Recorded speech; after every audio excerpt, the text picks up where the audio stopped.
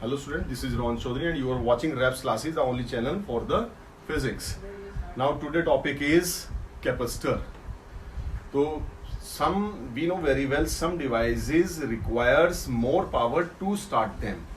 As we studied in 11th standard about the friction के बारे में पढ़ा था हमने, static friction और static friction, फिर limiting friction, then kinetic friction. Static friction क्या था? किसी भी ऑब्जेक्ट को हिलाने के लिए ज़्यादा पावर चाहिए और एक बार उसको हिला दें फिर वो पावर कम हो जाती है क्योंकि फ्रिक्शन कम हो जाता है. ऐसे ही जैसे फैन है, ठीक है, फैन को स्टार्ट करने के लिए इसे एक्स्ट्रा पावर चाहिए, ठीक है. वो कंडेंसर देखा हुआ सबने, कैपेसिटर मीन्स कंडेंसर सबने देखा है, पंखे में लगा हुआ, कूलर में लगा हुआ. अगर ये कंडेंसर खराब हो जाए, ठीक है, कंडेंसर अगर खराब हो जाए और मैंने स्विच ऑन किया तो ये क्या है, ये घूमेगा ही नहीं. तो we have to supply the extra power. तो हम डंडा लेंगे, इसको घुमा देंगे और ये घूमने लगेगा. तो यही जो एक्स्ट्रा पावर थी ये कौन प्रोवाइड करता था? कैपेसिटर. तो कैपेसिटर हम पढ़ेंगे. कैपेसिटर क्या करता है? जैसे हमने एक बैटरी लगाई यहाँ पर, ठीक है, बैटरी लगा दी, ये कैपेसिटर है, पैरेलल प्लेट कैपेसिटर, ठीक. तो यहाँ से ये पॉजिटिव चार्ज जो है, यहाँ से इस प्लेट से नेगेटिव चार्ज को लेंगे, तो नेगेटिव चार्ज यहाँ से हटेगा तो पॉजिटिव चार्ज आया है, नेगेटिव चार्ज को लेंगे और नेगेटिव चार्ज को इस प्लेट पे जाकर छोड़ देंगे. यहां से नेगेटिव चार्ज को निकालेंगे, ठीक है, तो इसलिए पॉजिटिव चार्ज आया यहां पर. तो इन नेगेटिव चार्ज को यहां भेज देंगे और जिसके कारण यहां पर इलेक्ट्रिक फील्ड आ जाएगा. इलेक्ट्रिक फील्ड यानी कि इलेक्ट्रिक एनर्जी, ठीक है. तो capacitor is an arrangement of two parallel plate और separated by a small distance, बीच में डिस्टेंस होता है, which is used to store the electric energy. Electric energy store करता है, नोट द चार्ज, ठीक है. एक प्लेट पे हम कितने चार्ज देंगे? लेट सी, ठीक है ना, इसकी भी लिमिट है. लेट सी, ये हम देखते हैं कैसे वर्क करता है.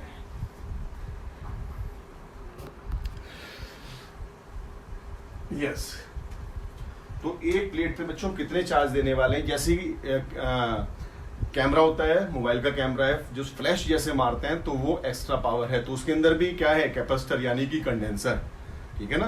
फ्लैश जो है जैसे कि एक बैटरी है, टॉर्च है, वो भी एनर्जी स्टोर करती है, उससे पेंसिल सेल होता है, और कैपेसिटर भी एनर्जी स्टोर करता है. लेकिन दोनों में फर्क क्या है? कैपेसिटर अपनी एनर्जी एक सारी एकदम से रिलीज कर देगा और बैटरी सेल धीरे धीरे करती है.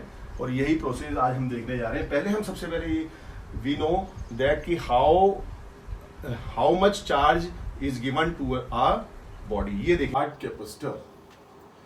Student, first of all we want to know कि how much a body can be charged. एक बॉडी को कितना चार्ज किया जा सकता है? Body can be charge up to which extent, ये हम देखते हैं, ठीक है. Suppose this is a body, irregular shape की हो सकती है बॉडी. इस पे हमने चार्ज रखा, पॉजिटिव चार्ज हम रखने लगे, पॉजिटिव चार्ज. तो we want to know how much extend, कितना इसकी लिमिट है कि हम एक बॉडी को चार्ज देते रहें.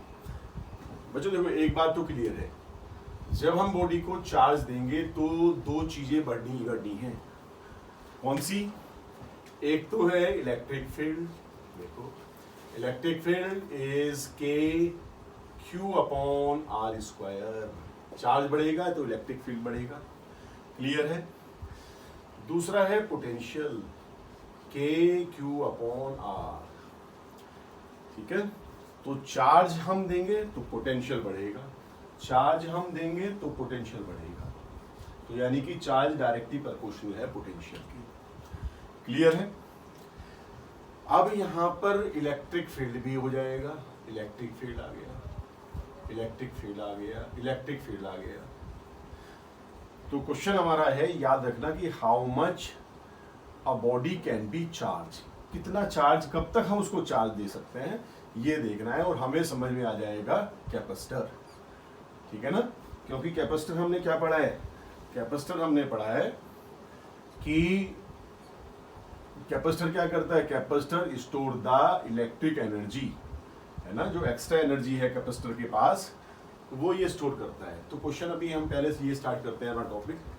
मैंने इसको चार्ज दिया, अब ये एयर का पार्टिकल है, एटम है एयर में, ठीक है, ये एयर पार्टिकल, एयर पार्टिकल है, एयर का एटम है, इसमें क्या होगा, बीच में न्यूक्लियस होगा और यहाँ पर क्या होते हैं, चारों तरफ इलेक्ट्रॉन होते हैं, ठीक है, बीच में पॉजिटिव और न्यूट्रॉन पार्टिकल। और हमने पढ़ा है क्या, इलेक्ट्रिक फील्ड पॉजिटिव को तो अपनी डायरेक्शन में और नेगेटिव को अपनी डायरेक्शन में ले जाता है ना। अब क्या होगा, ये एयर पार्टिकल है, ये बीच में पॉजिटिव और न्यूट्रॉन पार्टिकल है, यहां पर जो है नेगेटिव पार्टिकल है ऐसे करके, और इनके बीच में है क्या, स्ट्रॉन्गेस्ट न्यूक्लियर फोर्स, इनके बीच में ये 11th में हमने पढ़ा था 4 बेसिक फोर्सेस, तो this is the strongest nuclear forces, ठीक है, वो किस किस के बीच में है, इलेक्ट्रॉन और पॉजिटिव न्यूक्लियस के बीच में।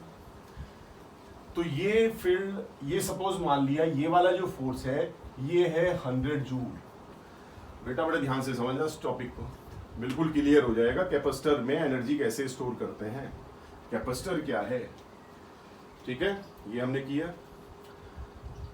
चलो ये मान लेते हैं कि एक जब भी हम चार्ज देते हैं तो इलेक्ट्रिक एनर्जी जो है वो बढ़ जाती है 1 न्यूटन। एक चार्ज देने से 1 न्यूटन इलेक्ट्रिक फोर्स बढ़ जाता है, ऐसा हमने मान लिया। जब भी मैंने 1 कूलम का चार्ज दिया 1 न्यूटन इलेक्ट्रिक फोर्स बढ़ गया, और ये हमने मान लिया 100 न्यूटन है। अब मैंने किया, सपोज चार्ज हो गए 99, तो फोर्स हो गया 99 न्यूटन, ठीक है, तो क्या होगा, इलेक्ट्रिक फील्ड इस इलेक्ट्रॉन को इधर ले पाएगा, नहीं ले पाएगा, क्योंकि अभी कौन सा फोर्स स्ट्रॉन्ग है, ये वाला फोर्स स्ट्रॉन्ग है, कितना है, 100 Newton. Strong nuclear force 100 Newton का है। फिर देखते हैं बच्चों, क्योंकि हमें पता है, फिर देखना इस बात को, इलेक्ट्रिक फील्ड पॉजिटिव चार्ज को तो अपनी डायरेक्शन में, नेगेटिव चार्ज को अपोजिट डायरेक्शन में लेके जाता है, सेपरेट करता है उसको, ऐसे है ना। अब क्या करा हमने, एक चार्ज और मिला दिया, 1 कूलम का चार्ज और रख दिया, अब ये हो गया प्लस का 100 न्यूटन, ये फोर्स भी 100 न्यूटन, ये फोर्स भी 100 न्यूटन। तो क्या ये इलेक्ट्रिक फील्ड आयनाइजेशन कर पाएगा, नेगेटिव पॉजिटिव को अलग कर पाएगा, नहीं कर पाएगा। अभी भी दोनों इक्वल है। फिर आगे चलते हैं, हमने एक चार्ज और ऐड कर दिया, ये किया, ठीक है, एक चार्ज हमने और ऐड किया, और ऐड करने के बाद ये हो गया 100 न्यूटन, और ये कितना है, 100 न्यूटन। अब यहां से क्या होगा, नेगेटिव चार्ज, सपोज हमने मान लिया ये एक एटम है, इसमें एक ही नेगेटिव चार्ज था और बीच में यहाँ पर पॉजिटिव था, ऐसा सपोज मान लिया, तो ये एक नेगेटिव चार्ज, अब दोनों को सेपरेशन हो जाएगा, नेगेटिव चार्ज ऐसे, और हवा में क्या रह जाएगा, पॉजिटिव चार्ज, नेगेटिव चार्ज ऐसे और पॉजिटिव चार्ज ऐसे। दिस इज द आयनाइजेशन, है ना, ionization, what is ionization, positive negative को सेपरेट करना ही आयनाइजेशन है, ठीक है। तो this is the leakage process, या इसके लीकेज प्रोसेस कहेंगे। एयर में पॉजिटिव चार्ज लीकेज हो रहा है, पॉजिटिव आ गया यहाँ पर, ये चार्ज यहाँ पर नहीं आया, फिर हमने कोशिश की कि एक चार्ज और रखें यहाँ पर, फिर क्या होगा, नेगेटिव यहाँ आ जाएगा, पॉजिटिव यहाँ रह जाएगा, लेकिन चार्ज अब नहीं बढ़ेगा, अब इस पे चार्ज नहीं आएगा, ठीक है, अब चार्ज कांस्टेंट हो जाएगा, ठीक है। चार्ज कब कांस्टेंट होगा, जब आयनाइजेशन वाली कंडीशन आ जाएगी, लीकेज प्रोसेस शुरू हो जाएगा, ठीक है ना। लीकेज प्रोसेस के बाद चार्ज इस पर नहीं बढ़ेगा। अब बच्चों को ये माइंड में क्वेश्चन आता है, तो ये नेगेटिव चार्ज, क्या चार्ज कांस्टेंट रहेगा, क्योंकि नेगेटिव चार्ज तो धपाक से इस पे आएगा, धपाक से इस पे आएगा नेगेटिव चार्ज, ठीक है। अब देखते हैं, नेगेटिव चार्ज जब यहाँ आएगा, मान लो ये वाला नेगेटिव चार्ज धपाक से ये आ गया, अब इसमें एक चार्ज नेगेटिव बढ़ गया, कितना हो गया टोटल, वही फिर 100 है, टोटल अभी भी 100 है, क्लियर। इसका मतलब क्या हुआ, वीडियो आ रही है पूरी, तो इसका मतलब चार्ज कांस्टेंट ही रहेगा। हमने फिर कोशिश की, फिर एक चार्ज उठा के रख दें, तो ये 100 है, 100 में फिर एक चार्ज हमने देखा कि भाई एक चार्ज उठा के रख दें, फिर हम क्या करेंगे, एक चार्ज बढ़ाया 101 हो गया, तो पॉजिटिव इधर, नेगेटिव तपाक से फिर इधर, नेगेटिव इसमें ऐड होगा, फिर 100। ठीक है, तो आयनाइजेशन के बाद जो चार्ज हैं वो एयर में रहेंगे, पॉजिटिव चार्ज, तो ये हो जाएगा आयनाइजेशन, और नेगेटिव चार्ज लगता है कि यहाँ क्या करेगा आकर, तो वो इसमें से घटा देंगे, 101 हो गए थे फिर 100, तो चार्ज अब कांस्टेंट हो गए। ठीक है, तो एक बॉडी को चार्ज हम इस लिमिट तक दे सकते हैं। क्लियर है स्टूडेंट? और आजकल चल रहा है कोरोना, तो ये कोरोना डिस्चार्जिंग भी बोलते हैं इसको। ठीक है, इसको बाद में डिस्कस करेंगे किस दिन। कोरोना डिस्चार्ज भी बोलते हैं इस प्रोसेस को, एयर को आयनाइजेशन कर देना, ये कोरोना डिस्चार्ज भी है प्रोसेस। ठीक है ना। अब बच्चों मैं इसको रफ करता हूं, देखो ये क्लियर हुआ। ठीक, कि हमने देख लिया लिमिट है कब तक किसी बॉडी पर चार्ज हम रख सकते हैं, ये हमने देखा। अब समझना ये है बच्चों इंपॉर्टेंट पॉइंट, अब मैं ये बताने जा रहा हूं तुम्हें। ये अब ये इलेक्ट्रिक फील्ड ऐसे है, यहाँ भी चार्ज है इलेक्ट्रिक फील्ड, यहाँ भी इलेक्ट्रिक फील्ड, ये भी इलेक्ट्रिक फील्ड, ये भी इलेक्ट्रिक फील्ड। क्या मैं इस इलेक्ट्रिक एनर्जी को यूज कर सकता हूं? तो बच्चों ये तो ब्लोन अप उसमें है, यानी फैला हुआ है, इसको कैसे यूज करूं मैं? मुझे चाहिए कन्फाइंड इसका रूप चाहिए, यानी कि इकट्ठा हुआ। सपोज करो एक बकेट है, तुम्हें पानी चाहिए, ठीक है, वो पानी लेके मैंने फर्श पे डाल दिया, मैंने कहा ले लो पानी भाई। अब उस पानी का क्या लेंगे, कैसे इकट्ठा करेंगे, बहुत मुश्किल है। अब मैंने बाल्टी उठा के ऐसी की एज इट इज दे दी, वो ज्यादा है, उस पानी को हम यूज कर सकते हैं। अब यही बात इसमें है। अब सपोज करो ये इलेक्ट्रिक फील्ड ऐसे है, पॉजिटिव प्लेट थी, इलेक्ट्रिक फील्ड ऐसे, पॉजिटिव प्लेट थी, इलेक्ट्रिक फील्ड ऐसे, पॉजिटिव थी, इलेक्ट्रिक फील्ड ऐसे, इलेक्ट्रिक फील्ड ऐसे। ठीक है, अब मैं क्या करूंगा, इसके सामने एक नेगेटिव प्लेट लिया आऊंगा। नेगेटिव प्लेट लाते ही ये क्या हो जाएंगे, खट से ऐसे हो जाएंगे। अब ये इकट्ठा हो गया इसके बीच में। ठीक है, दो प्लेट के बीच में इलेक्ट्रिक एनर्जी आ गई मेरे पास, इकट्ठी हो गई। अब we can use this energy, अब हम इसे यूज कर सकते हैं। ठीक है, दिस इज द कन्फाइंड। अब ये कन्फाइंड रूप हमने इसका देख लिया। यहाँ पर क्या था, ये तो फैला फैला था, जैसे मैंने एग्जांपल दिया, बकेट पानी चाहिए, एक बाल्टी में तुम्हारे पास लाया, नीचे फर्श पे फेंक दिया, मैंने कहा ले लो भाई अब इसको, तो वो कहाँ यूज होगा, ऐसे ये केस था। ठीक है, तो इसके लिए सबसे बेस्ट होगा बच्चों ये। अब देखेंगे जरा यहां से, ये एक प्लेट है, positive positive positive positive positive, दूसरी प्लेट हम इसके सामने लाए, नेगेटिव नेगेटिव नेगेटिव, और इलेक्ट्रिक फील्ड, इलेक्ट्रिक एनर्जी ये है इलेक्ट्रिक एनर्जी।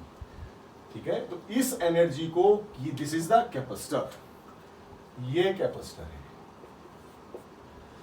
ठीक है ना। तो कैपेसिटर हमने पहले भी डिस्कस किया है कि कैपेसिटर क्या करता है। एक चीज और बच्चों, मैंने पहले भी तुम्हें डिस्कस किया था कि एक फैन है, फैन की स्टार्टिंग के लिए एक्स्ट्रा पावर चाहिए। ठीक है, और वो एक्स्ट्रा पावर कौन प्रोवाइड करता है, कैपेसिटर। ये जो एक्स्ट्रा पावर है इलेक्ट्रिक एनर्जी, तो मैं बार बार कहूंगा कि चार्ज जो कैपेसिटर है, capacitor store the electric energy, note the charge. ये इलेक्ट्रिक एनर्जी को स्टोर करता है अपने अंदर। और हमने देखा Q डायरेक्टली प्रोपोर्शनल है V के, है ना, और यहां से Q ऐसे करके कांस्टेंट आ जाएगा C, यहां से आ जाएगा V। क्लियर।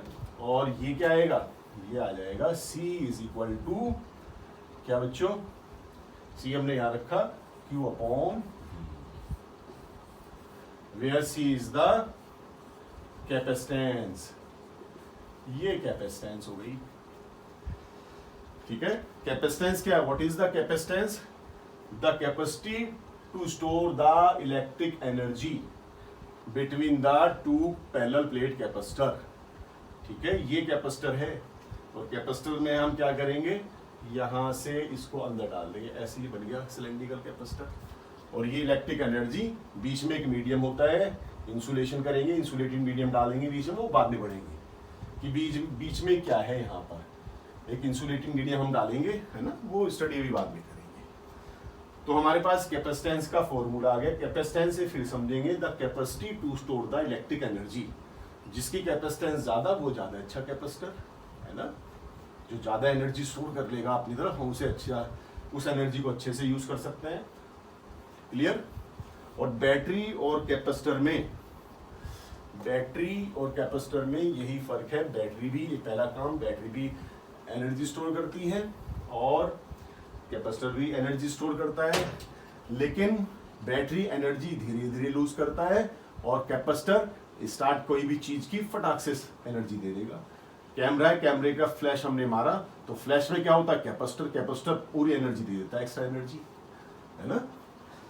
चलिए बच्चों, अब यहां से हम देखते हैं, पहले मैं लिखता हूं कैपेसिटर है क्या, फिर ये कैपेसिटेंस को भी इसको हम एक्सप्लेन करेंगे। ये है कैपेसिटर। तो क्या पता लग रहा है हमें, a capacitor is an arrangement, it is an arrangement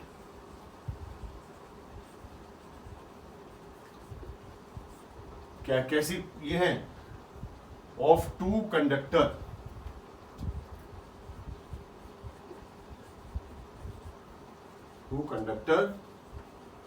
separated by, अभी इसके अंदर तो एयर है, अभी हम पहले पढ़ेंगे, कुछ नहीं है, एयर है, बाद में डालेंगे medium. Separated by are an insulated medium,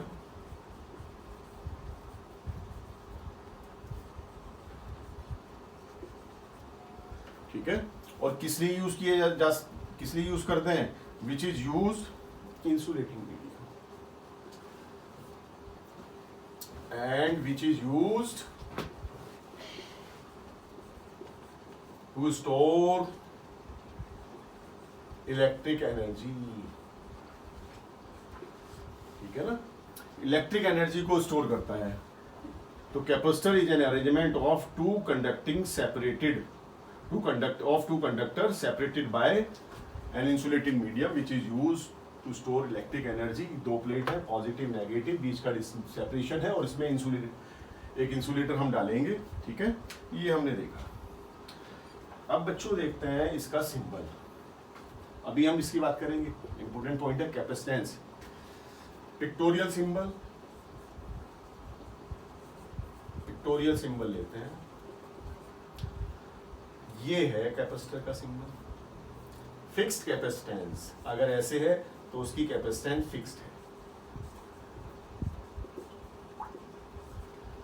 अगर मैं ऐसे करता हूं, ठीक है, और इसमें क्या करते, इसमें ये है वेरिएबल, इसकी कैपेसिटेंस चेंज होगी, वेरिएबल कैपेसिटेंस, है ना। ये भी पढ़ेंगे कि एसी में कैसे कैपेसिटर यूज करते हैं, डीसी में कैसे यूज करते हैं, ये भी क्वेश्चन इंपॉर्टेंट है। तो पहले समझ लें अच्छे से कि कैपेसिटर है क्या। तो कैपेसिटर दो पैरेलल प्लेट्स हैं, उनका अरेंजमेंट है, जो भी उनके बीच में सेपरेशन है और एक इंसुलेटेड मीडियम है जो अभी हमने नहीं डाला है, ठीक है। अब बात करेंगे बच्चों, ये जो है कैपेसिटेंस, ये क्लियर हुआ, इसको देख लें, वीडियो में देखता हूँ क्लियर कैसे आ रही है। हाँ ठीक है, you can take the screenshot. कितनी मिनट की हो गई, 15 मिनट हो गई भी। You can take the screenshot, थोड़ा मैं पास रखूंगा अभी, ठीक है। ये मैं रख कर रहा हूँ बच्चों। बात करेंगे कैपेसिटेंस। कैपेसिटेंस है बच्चों ये है बच्चों कैपेसिटेंस। तो कैपेसिटेंस क्या है, it is the ability to store the electric charge या electric energy, the ability to store electric energy between two parallel plates, है ना। तो ये कैपेसिटेंस है। Capacitance is given by C is equal to Q upon V। ये हमने देखा, C is equal to Q upon V, ये capacitance. अब ये क्वेश्चन बच्चों ये आता है, ये भी याद रखेंगे कि हाँ, क्या कैपेसिटेंस चार्ज पे डिपेंड करती है या पोटेंशियल पे डिपेंड करती है, ठीक है। तो कैपेसिटेंस ना तो चार्ज पे डिपेंड करती है, तो ये भी बहुत इंपॉर्टेंट पॉइंट है। Capacitance does not depend on Q and V। ना तो चार्ज बढ़ाने से बढ़ती है, ना इस V पे डिपेंड करती है, इस पे डिपेंड ही नहीं करती, क्योंकि ये क्या रिलेशन थी, रिलेशन तो ये थी बच्चों, जैसे कि 10th में हमने पढ़ा था, क्या पढ़ा था, resistance is equal to V upon I। क्यों बच्चों, रेसिस्टेंस डिपेंड करती है V पे, I पे, किस पे डिपेंड करती है, बोलो। हाँ क्लियर है अभी तो, क्यों भाई, अगर तुम्हें ये नहीं पता बच्चों तो 10th में जाकर 10th की बुक लेकर दोबारा पढ़ो। Resistance does not depend on the V and I, ना V पे डिपेंड करती है ना I पे डिपेंड करती है, ठीक है। रेजिस्टेंस किस पे डिपेंड करती है, ये है फॉर्मूला, डायमेंशन पे डिपेंड करती है, ये डायमेंशन पे डिपेंड करती है, लेंथ पे, एरिया पे, इस पे डिपेंड करती है। Resistance does not depend on the V and I। ऐसे ही capacitance does not depend on the charge and potential, दोनों पे किसी पे भी डिपेंड नहीं करती है, याद रहे क्वेश्चन ये। तो किस पे डिपेंड करती है फिर देखते हैं। तो ये डिपेंड किस पे करती है, इसको मैं रफ कर दूं बच्चों, है ना, ये ध्यान रखेंगे किस पे डिपेंड करती है, फिर ये देखना है। चलिए, कैपेसिटेंस डिपेंड किस पे करती है, यहां से मैं तुम्हें आइडिया देता हूं, फिर इसको हम प्रूव करेंगे। एक तो ये प्लेट है, इसमें से ये इलेक्ट्रिक फील्ड है, ये इलेक्ट्रिक फील्ड है, ये इलेक्ट्रिक फील्ड है, ये इलेक्ट्रिक फील्ड है, ये इलेक्ट्रिक फील्ड है ना, ये निकल रही थी और मैंने प्लेट रख दी दूर, दूर मैंने प्लेट रखी ऐसे करके, पहले से नोट कर लो बच्चों, फिर हम देखेंगे कि कैपेसिटेंस किस किस पे डिपेंड करती है, डेरिवेशन करेंगे जल्दी छोटा सा। ये हट, उसको मैं रफ कर रहा हूँ, बस 5 मिनट और।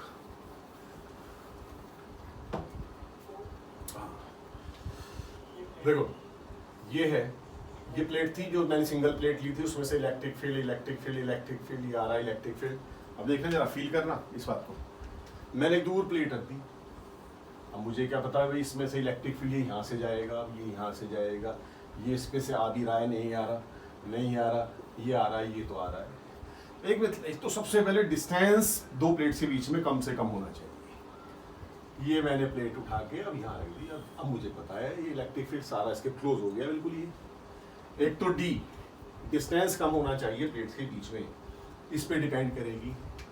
दूसरा, या प्लेट का एरिया ज्यादा कर दो, प्लेट का एरिया ज्यादा होना चाहिए, ठीक है, प्लेट का एरिया ज्यादा कर दो, वो ज्यादा ठीक है दूर करने से। तो किस पे डिपेंड कर रही है, डी पे डिपेंड कर रही है, प्लेट के एरिया पे डिपेंड कर रही है, ठीक है ना, दो चीजों पे डिपेंड कर रही है। अब देखते हैं इसको प्रूव कैसे करेंगे हम। क्लियर है, एक बार वीडियो देखता हूँ बच्चों, कितने मिनट की हो गई, ये हो गई 20 मिनट की। Yes, capacitance of a parallel plate capacitor, ये है हमारी सिलेबस। वैसे तो 3 टाइप के होते हैं, लेकिन हमारे सिलेबस में पैरेलल प्लेट कैपेसिटर है। अभी उसको भी मैं एक्सप्लेन करूंगा, ठीक है। पैरेलल प्लेट कैपेसिटर कैसे कैसे होगा ये हमें देखना है। चलिए बच्चों, ये प्लेट है, एक पे चार्ज है प्लस का Q, बहुत ध्यान से समझेंगे कैपेसिटेंस किस पे डिपेंड करती है। एक पे है -Q, ठीक, surface charge density, surface charge density, ये क्लियर। कैपेसिटेंस के लिए, कैपेसिटेंस का फॉर्मूला है C = Q अपॉन V। इस सीरीज को याद रखेंगे। इसके लिए हमें चार्ज तो पता है Q है, हमें V नहीं पता। V = ED। डिस्टेंस तो पता है दो प्लेट के बीच में, हमें ये पता है डिस्टेंस। अब हमें इलेक्ट्रिक फील्ड नहीं पता, तो इलेक्ट्रिक फील्ड निकालेंगे और ये स्टेप हम चलेंगे। फर्स्ट ये है, सेकंड ये है, थर्ड ये है, ठीक है। कैपेसिटेंस का फॉर्मूला अभी हमने देखा Q अपॉन V है, तो हमने प्लेट लिया पॉजिटिव, एक नेगेटिव लिया, सेपरेशन D लिया, टोटल चार्ज प्लस का Q, उस पे माइनस का Q, सरफेस चार्ज डेंसिटी ये ले ली हमने, ठीक है। तो पहले देखते हैं electric field. Electric field between plates electric field outside zero होगा बच्चों, इलेक्ट्रिक फील्ड आउटसाइड जीरो होगा, याद रखें इसको। कैसे, एक बार बता देता हूं उसको भी। हमने गॉस थ्योरम में एप्लीकेशन किया था, एक प्लेट का हमने इलेक्ट्रिक फील्ड निकाला था। तो एक प्लेट का किसी पॉइंट पर इलेक्ट्रिक फील्ड कितना आया था, ये आया था, ठीक है, ये आता है ना, एक प्लेट का इलेक्ट्रिक फील्ड ये आता है। अब मैं पूछ रहा हूं इस पॉइंट पर, इस प्लेट से पूछा क्या तुम्हारा इलेक्ट्रिक फील्ड इधर है, पॉजिटिव का तो दोनों तरफ होता है, इसने कह दिया हाँ मेरा इलेक्ट्रिक फील्ड इधर है। माइनस से पूछा क्या तुम्हारा इलेक्ट्रिक फील्ड इधर है, उसने कहा मेरा इलेक्ट्रिक फील्ड तो मेरी ही साइड है। तो नेगेटिव का इलेक्ट्रिक फील्ड उसकी ही साइड है।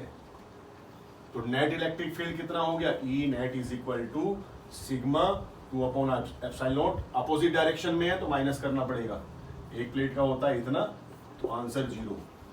तो आउटसाइड द प्लेट, दोनों प्लेट के आउटसाइड में इलेक्ट्रिक फील्ड 0 होगा, याद रखें इस चीज को, ठीक है। क्योंकि पॉजिटिव से पूछा इलेक्ट्रिक फील्ड है, पॉजिटिव तो इधर भी होगा, उसका इलेक्ट्रिक आउटसाइड होता है, बता दिया उसने है, ये लिख दिया। नेगेटिव का तो अपनी साइड होता है, वो अपनी साइड बताएगा, दोनों अपोजिट डायरेक्शन माइनस कर देंगे, 0 आ जाएगा। तो आउटसाइड द इलेक्ट्रिक फील्ड 0। तो बिटवीन द प्लेट्स, इस पॉइंट पे देखते हैं, between the plates electric field positive से पूछा क्या इस तरफ, इसके राइट पे है, पॉजिटिव ने कह दिया हाँ राइट पे है मेरा। तो नेगेटिव से पूछा क्या तुम्हारे लेफ्ट पे ये पॉइंट है, इस पे है, उसने कहा नहीं मेरा तो मेरी तरफ ही होता है। तो दोनों एक ही डायरेक्शन में प्लस होंगे इस बार। तो बीच में नेट फील्ड कितना आएगा, net field is equal to sigma 2/एप्सिलॉन, और नेगेटिव प्लेट का भी उसी की तरफ है, सिग्मा 2/एप्सिलॉन। तो सिग्मा अपॉन एप्सिलॉन, याद रहे, अब से डायरेक्टली याद रहे कि बिटवीन द प्लेट्स इतना इलेक्ट्रिक फील्ड होता है। ये हमने क्रॉस कर ली स्टेज, ठीक है। अब सेकंड स्टेज पे आओ, समझो कोई potential difference between the plates given by कितना होगा, V is equal to ED।